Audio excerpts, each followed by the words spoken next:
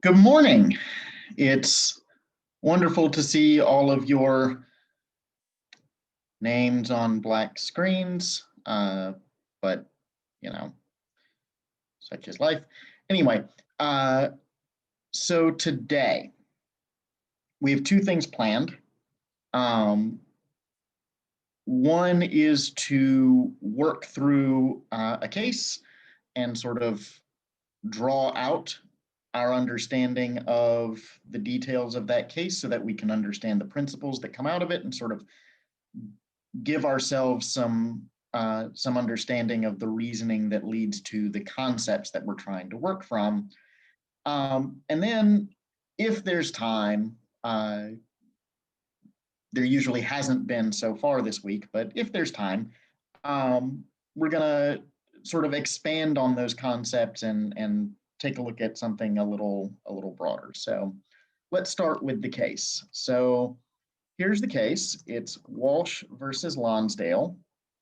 And I'm going to give you guys a couple of minutes to pull out your text, pull out your notes for your reading, pull out anything that you can Google, and see what you can find. And then we're going to talk about the case. So take a minute.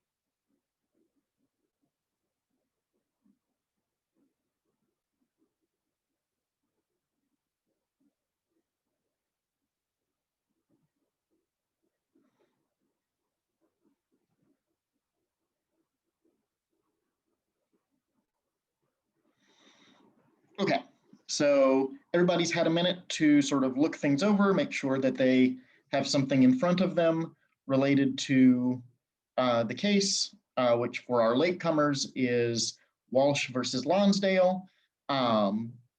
So let's get started, okay? First thing that I want to talk about is um, let's talk about how this case comes into existence. And by that I mean, let's talk about the facts that lead us to the courthouse door. So we're not talking about the arguments that the parties make. We're not talking about the judgment. We just want to talk about how do we wind up with a lawsuit here. Okay, so tell us, somebody give me the facts that get us to the courthouse door.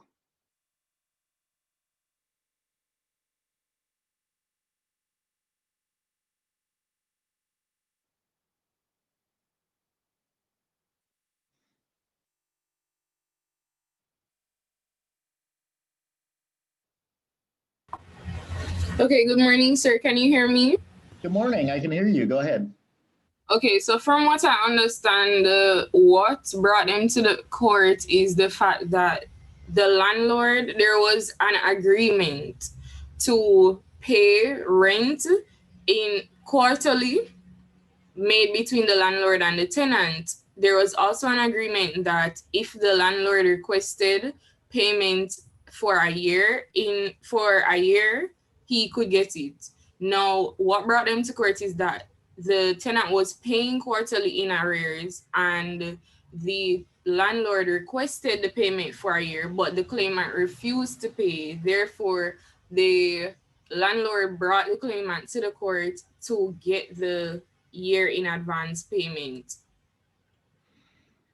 Okay, so let's talk about a couple of things, right? First of all, does anybody have a different understanding of what the agreement said that Walsh and Lonsdale were going to do? I agree, Adelia, I agree with you that absolutely what was happening was that Walsh was paying rent quarterly in arrears, right? That I do agree with you. But I want to know if anybody saw something that suggested that the agreement was different from that.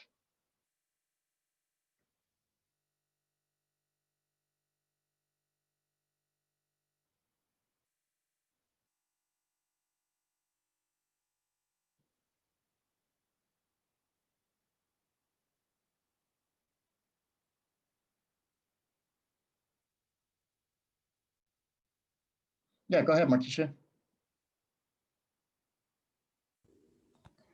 Morning, sir. Can you hear me? I can hear you. Go ahead.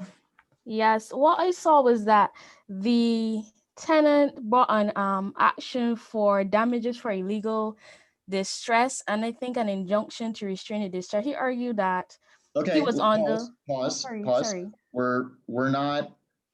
We're not talking about things they said in the courthouse yet. We're talking about the things that brought them to the courthouse. Okay, so I have no doubt that what you were about to say was correct, but we're not there yet. So we gotta lay the groundwork first.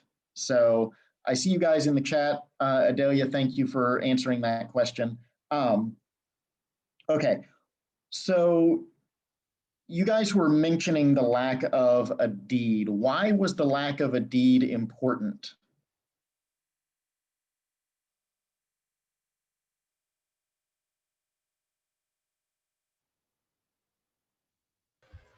Hi, sir, can you hear me? Yes, I can. Go ahead. Basically, Walsh was saying that under the common law, a lease, there had to be a deed for a lease for it to be legal. Why? What was special about this agreement that in order to create a common law lease, there had to be a deed?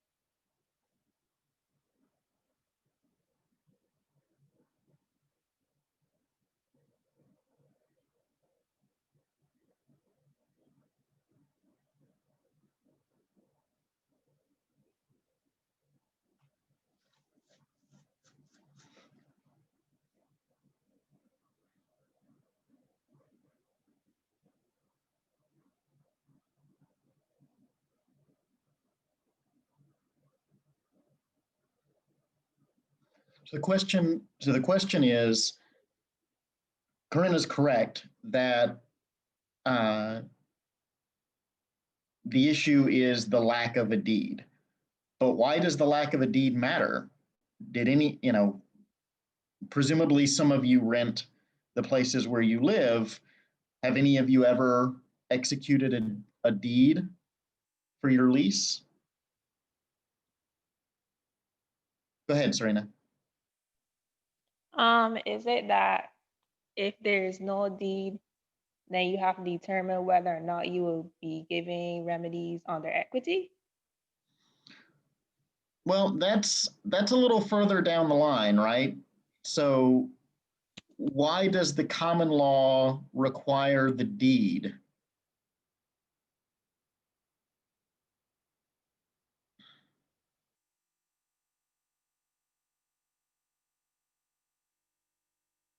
Tiffany says that it's because of the interest that they have in the land. Can you explain that?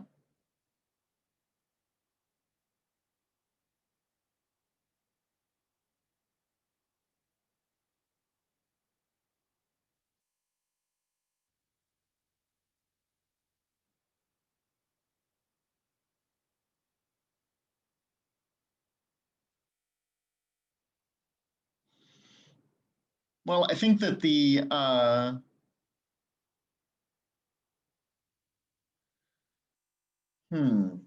lack of a deed creates a lesser interest. I still am not sure what you're saying, because remember, Walsh is the tenant. So if he's arguing that there's no way to prove that he has an interest, then really what he is he's a trespasser and he has no rights. So the deed has to be important for some other reason,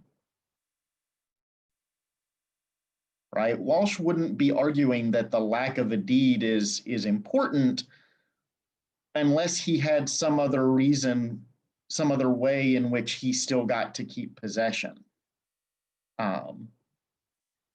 So why? Okay, let me back up a little bit. Okay. What was the agreement between Walsh and Lonsdale?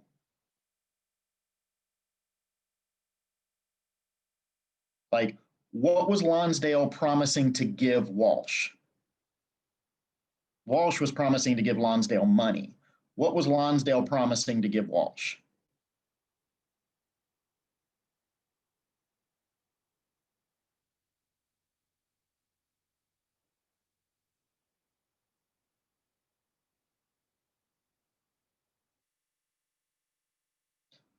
Right, the lease of a mill for 7 years.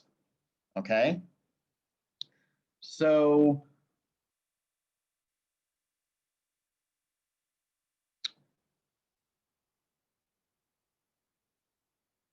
that 7 years becomes important, right?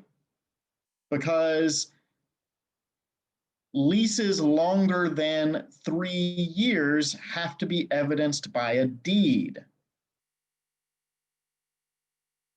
Why do you think the statute of frauds requires leases longer than 3 years to be evidenced by deed? What do you think was the thing that Parliament was trying to correct when they enacted the statute of frauds?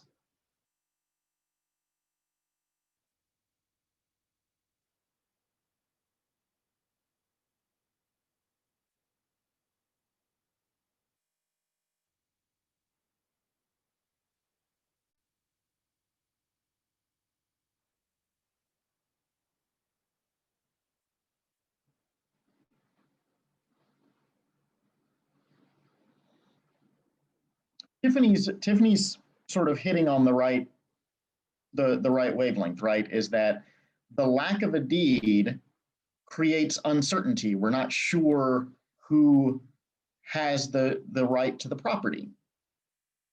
Okay. And so that's why we want these deeds for these long-term interests in order to create legal interests. Okay. So as I think Adalia said at the very beginning, right? Walsh has this agreement for a 7-year lease that recites the obligation to execute a deed, right? The agreement says we're going to execute a deed, but they never actually do it.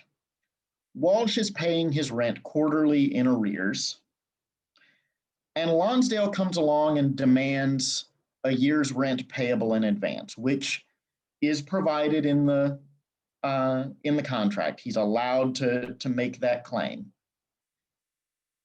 When Walsh says, no, I'm not paying you a year's rent in advance, Lonsdale distrains Walsh's goods, right? What is distress in this? The noun form is distress. What is distress in this context?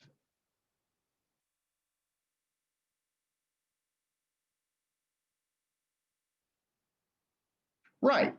It's the right of a landlord to seize chattels that belong to a tenant in satisfaction of back rent. Absolutely right. okay? So Lonsdale distrains Walsh's goods, and Walsh brings an action saying, hey, man, you stole my stuff. You're not allowed to do that. Okay, so this is what gets us to the courthouse door. So now I want to take just a second, and I want to think about this a little more broadly, and let me sort of give the game away and explain why we're doing this before we do it. Your clients are going to come to you, right? When you're practicing lawyers, assuming that that's what you want to do, your clients are going to come to you and they're going to have problems. But if you're dealing with Walsh's problem, if you're Walsh's attorney, Walsh is going to come to you and go, hey, this guy stole my stuff. But there's a backstory here. There's a reason why this has happened. And you need to be aware that there's a context for any problem that a client brings you. So this is why we're going to talk a little more broadly. We're going to talk about the context that brings us to the point of having this dispute. Okay? So why does this relationship suddenly break down? Right? Things are chugging along. Walsh is making his quarterly payments. Everything's fine. And then suddenly Lonsdale shows up and blows everything up. Now, I'm asking you to get in the head of somebody who's been dead for 100 years or more.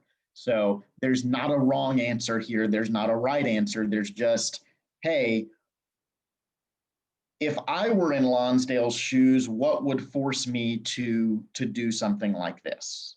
Right? What might I be thinking that would lead me to do something like this? So that's really what I'm asking here, is put yourself in Lonsdale's shoes. What might be going on that would cause you to engage in this behavior?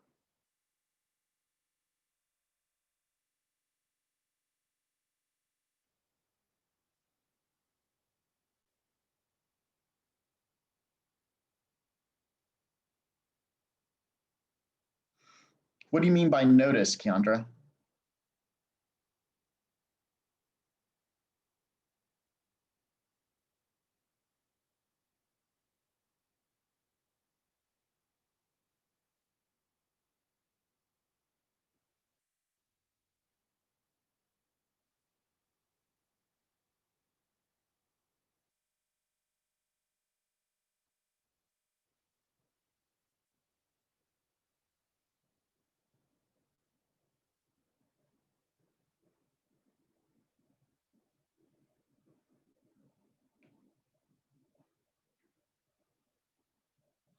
What do we mean by notice? Because I'm not sure what that means.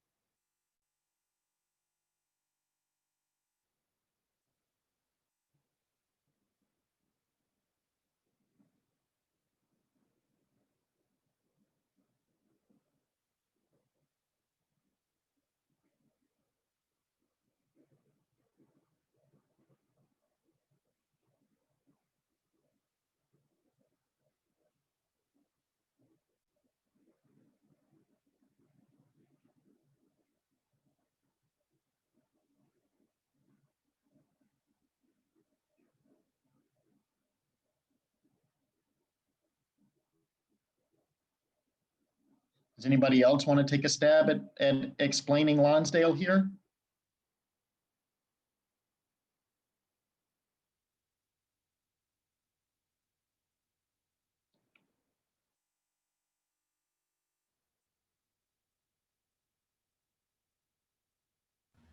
So you're asking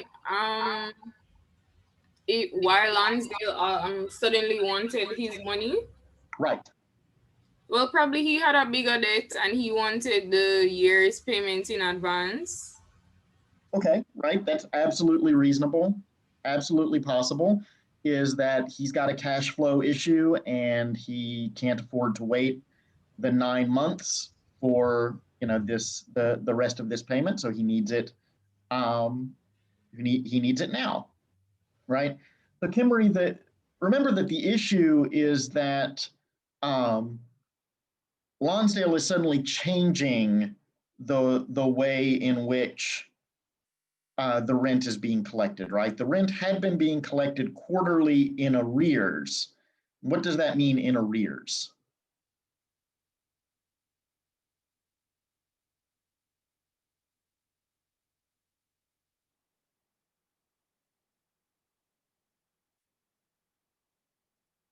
What do we mean by in arrears in this context? Well, not necessarily after the due date, but at the end of the period, right? So paying at the end of the month instead of the beginning. And that's, there's no, there's nothing that says that you can't agree to do that. And in fact, in commercial relationships, that's probably fairly common. Because think about it, right? If you're renting a piece of property in order to run a business on it, you can't pay for the property until you have possession to be able to use it to make the money that you're going to pay the rent with. And so in a commercial relationship, paying rent in arrears makes sense. Now, I have never in my life seen a residential landlord that would agree to paying rent in arrears, but that's a whole different issue. Okay. So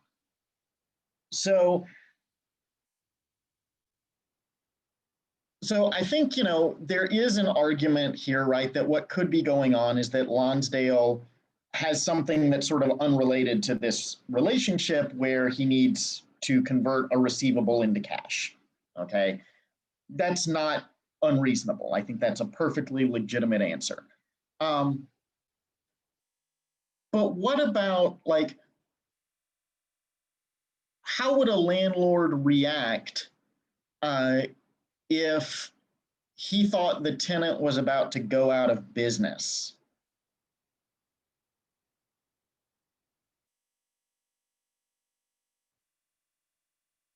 Do you think that the landlord would just sort of go, ho hum, I will, collect my money and along the regular path and not worry about it? Or do you think that he would take action, right, if he had this contract that said, oh, I can demand 4 quarterly payments all at once, right?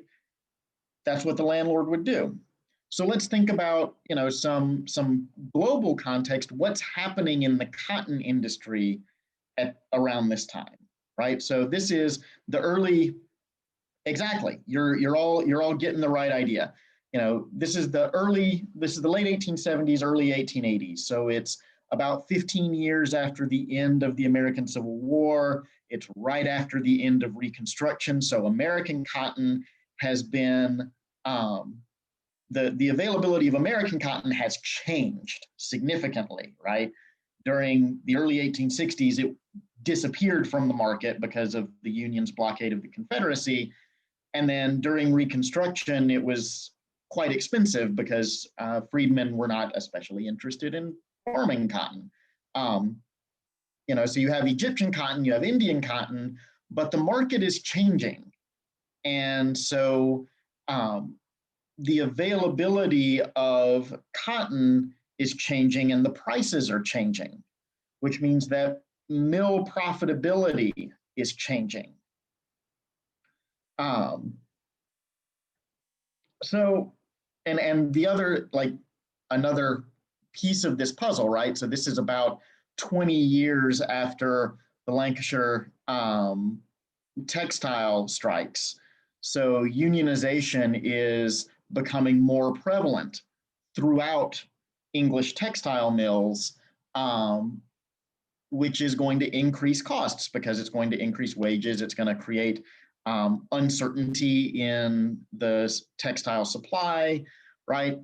Because you never know if your mill's going to go out on strike. So what I think is going on is I think Lonsdale looks at this and goes, this guy's not gonna be in business for the whole 7 years. So I need to get what I can get. And no, he's not gonna have the cash to pay a year's worth of rent. But if I demand a year's worth of rent, I can go in and I can seize the raw materials, and I can seize the looms, and I can sell them to satisfy the debt, right?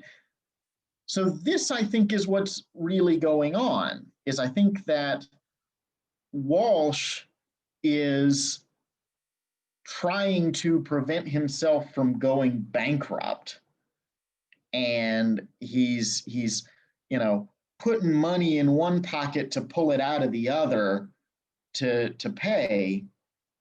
And here Lonsdale comes and suddenly demands money that he doesn't have, and he's going, oh, I got to get my stuff back, because how am I supposed to keep this business going without the influx of materials?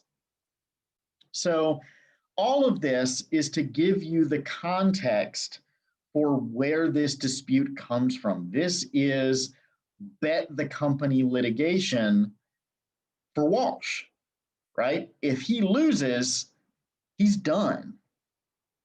He may even go to prison, right? Because this is still the time when you could be sent to prison for non-payment of debt. So these are the stakes, right? So with that in mind, what is Walsh's argument going to be? What's he going to come in and say is the basis for why his goods should be returned to him? That there was no lease, right? Because no deed was executed. But again, right, remember I said earlier that if there's no lease and therefore Walsh has no interest, he's a trespasser and he has no rights to anything. So what is Walsh's argument for what he actually does have?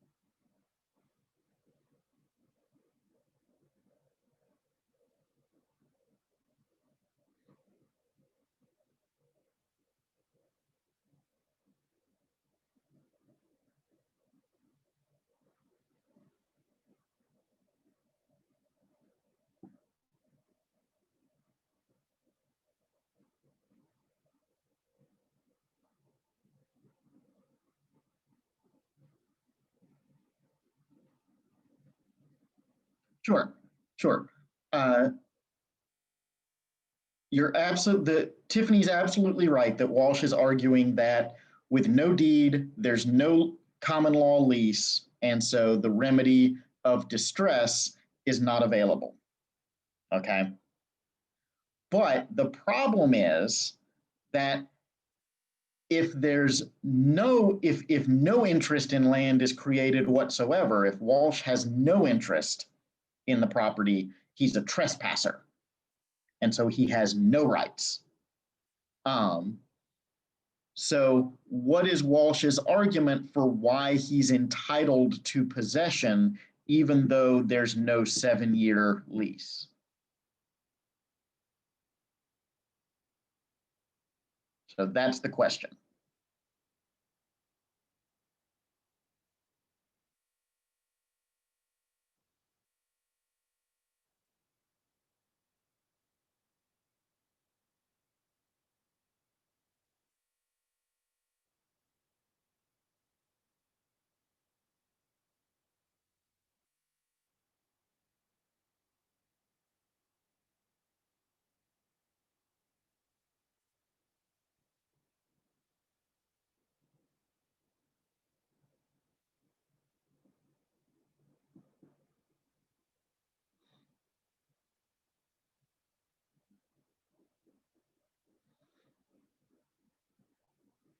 Mm.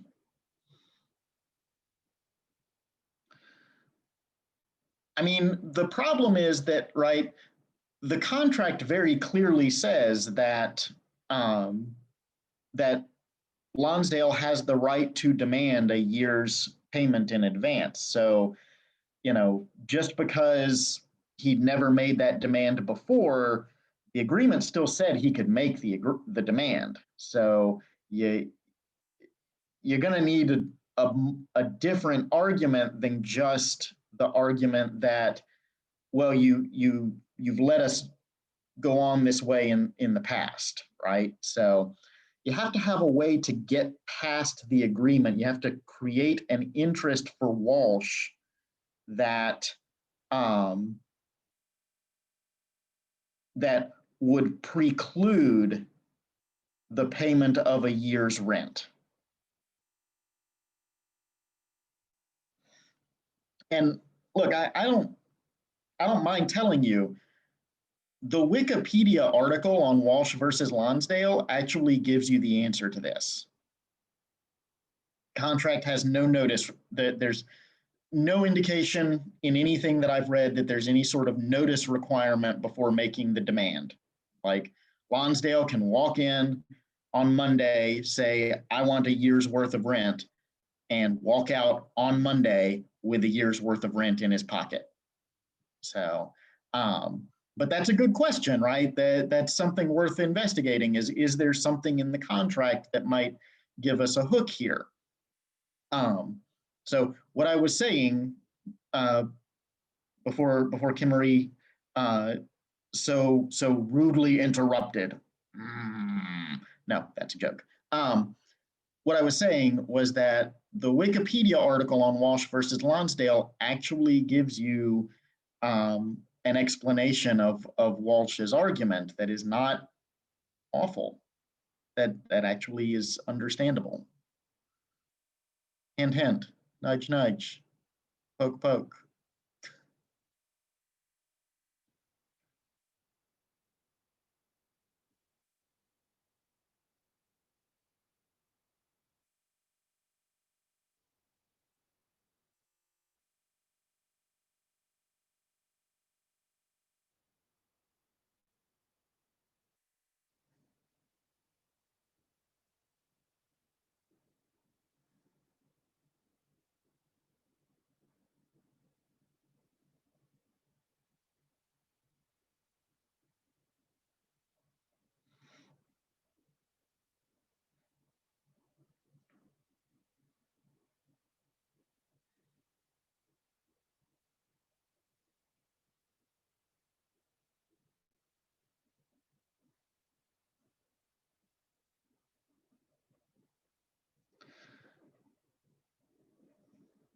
That's not Walsh's argument. Walsh's argument doesn't have anything to do with equity.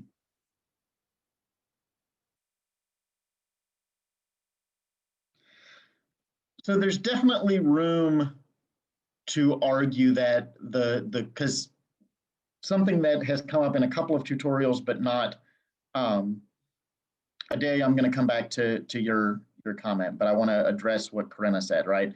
Something that's come up a couple of times in tutorials is that the rent wasn't actually fixed. It was a per loom rent. So the more that Walsh sort of crams into the mill, the more he's expected to pay. And if you read it in Professor Owusu's text, he actually does drop a footnote that he thinks that that provision matters. But what Adalia and Tiffany are saying is what Walsh actually argues. Okay, Walsh argues that he's got this contract that says that he has a landlord-tenant relationship, but you don't have the legal formalities to create the 7-year lease that the contract recites. And so Walsh says that what that means is that he's a year-to-year tenant, right? He has 1 year And then if the parties agree, they extend for another year, they extend for another year. But the end of a year-to-year lease requires 6 months notice. And so he says, he argues that that asking for a year's rent in advance is contrary to the 6 months notice requirement, right? Because think about it. Lonsdale could walk in January, right? Demand a year's rent, walk out with a year's rent, then come in February and go, oh, by the way, in 6 months, I want you gone. And that would terminate Walsh's tenancy. Okay? So this is Walsh's argument.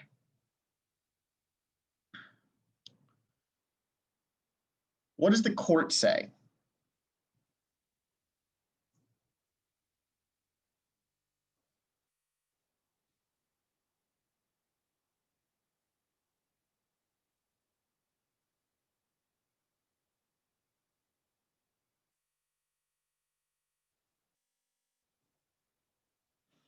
What does the court say?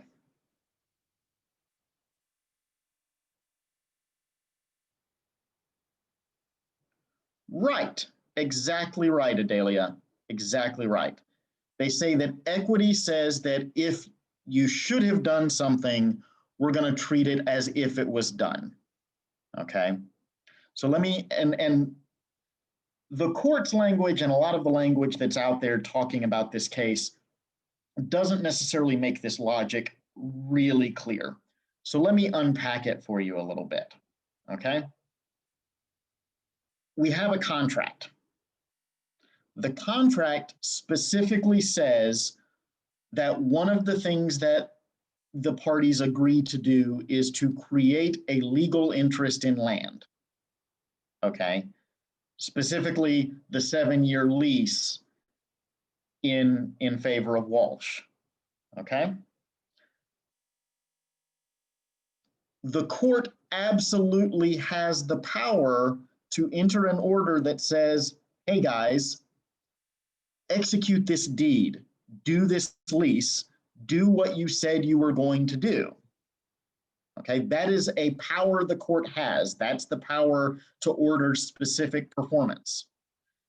But the court goes, why should we make you jump through this extra hoop when we can just equitably treat you as if you did what you said you would do? Okay, so this is Walsh versus Lonsdale. This is where the agreement for a legal interest in land creates an equitable interest. All right.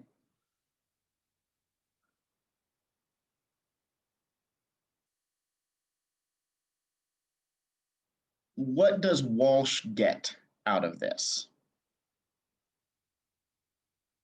Right? The court gives Walsh this useless booby prize of, hey, you can't, yes, Lonsdale's entitled to a year's rent in advance. And yes, he's entitled to seize all your worldly goods to satisfy that demand, but you can't be turned out for 7 years. You have a 7-year lease that, you're probably going to go bankrupt holding. Congratulations. So that's what Walsh gets, right? So that's the price here. Okay. Last thing to do, and then we're going to let you guys go. Okay, and it'll be a couple of minutes early. Let's suppose that instead of let's suppose that, everything's going as described. Walsh is paying quarterly in arrears, and Lonsdale drops dead. And so instead of Lonsdale coming to demand a year's rent, Lonsdale Jr., his son, shows up and demands a year's rent payable in advance. Does this change the outcome of the case?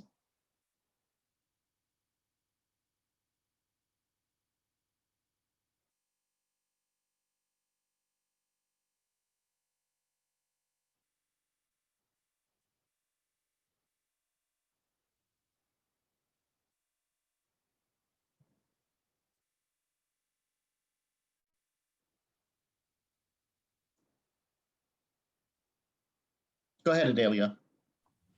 Okay, sir, I would say it depends, because you could actually use the same maxim to say equity looks at what is done as ought to be done, and therefore say that Lonsdale, Walsh should pay Lonsdale, but then you could also flip it and say that seeing as Walsh was always paying, it is expected that he would continue paying to Lonsdale's predecessor. Well,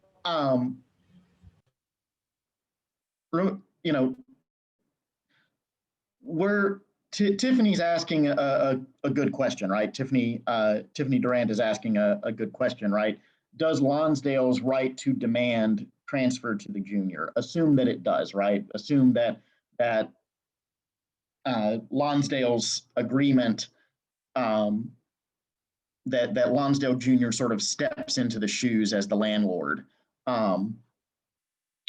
So I think that you are correct that Lonsdale Jr.'s argument is that he has the same rights as his father. But what's the result, right? Does that argument carry the day? I see you guys in the chat saying that you think so. So, Brenna, you're the first one that I see. Why do you think that Lonsdale Jr. wins? For the same equitable maxim reason, that even though the agreement wasn't necessarily between both of them, what ought to have been done still needs to be done. He still needs to pay. But Lonsdale Jr. didn't sign the agreement. We'd be enforcing the agreement that Lonsdale Jr. didn't participate in. That doesn't seem very equitable to me. Right? That's saying you can be held to a contract that you weren't involved in.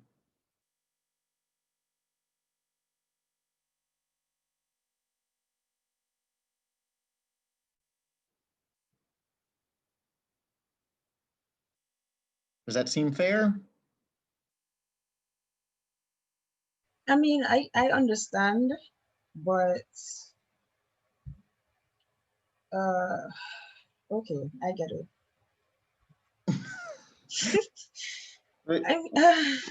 What do you think? I mean, I think there's a so here's what I think, right? But you said he has the right to demand, right? He argues that he does, right? He argues that he steps into his father's shoes. So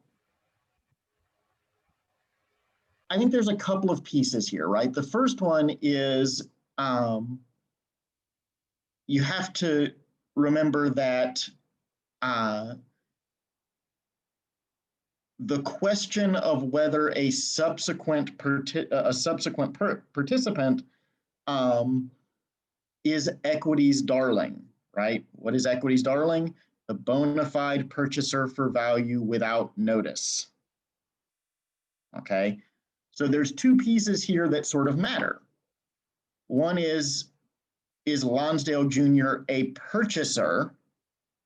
And based on the facts I gave you, no, he is not, because he inherited, he didn't buy.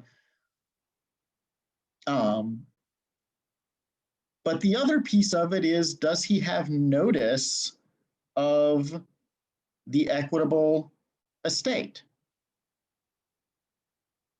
right? I think that, you know, if you're presented with a question like this, the thing to keep in mind is that the real issue is whether this subsequent claimant had notice. Okay. And based on the facts that I've given you, you absolutely could tell a story that sort of goes both ways, right? You could tell a story where Lonsdale pulls his son aside and goes, hey, I have this contract with Walsh. It creates a right to demand a year's rent in advance. You know, when I'm gone, you should feel free to exercise that right, right? So that would be a notice, right? He would know that there was this equitable estate. The other thing is maybe Lonsdale just tells his son, hey, go ask Walsh for a year's rent. No explanation, no discussion. In that case, arguably, maybe he doesn't have notice. So, okay. To wrap things up here, you know, in our last couple of minutes before we call it a day today, this is where we get the agreement for a legal estate creating an equitable estate, okay? And you can create any kind of equitable estate with this, but it only binds the people that are in the contract, okay? After that, the binding requires notice, okay? So do we feel like we've got a grip on how this works now that we've sort of worked through this case in some significant detail? Do we feel better about this?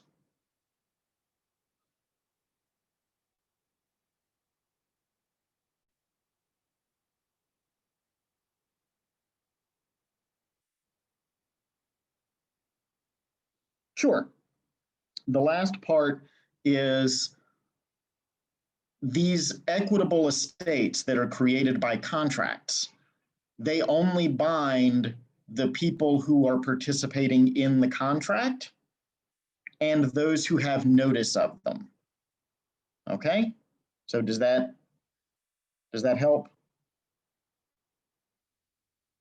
Adelia, does that help? Good. Okay. I'm going to let you guys go. I will see you tomorrow when we will, God willing and the creek don't rise, actually talk about property. So fingers crossed. See you tomorrow. Take care.